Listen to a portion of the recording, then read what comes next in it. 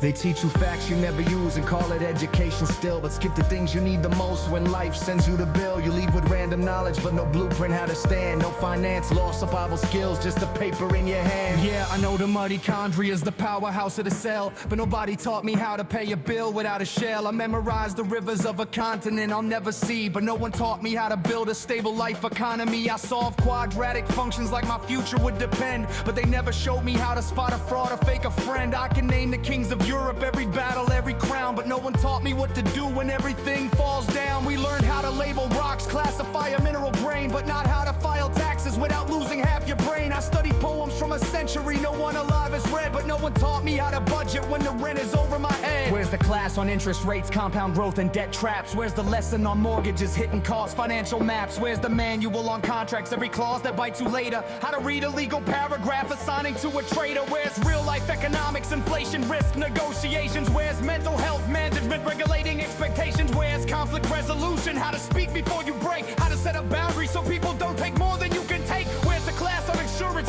what's essential, what's a scam? Where's the module on politics, how power works, not exam? Where's the training for failure, for the moments when you crash, for the terror of uncertainty when dreams burn down to ash?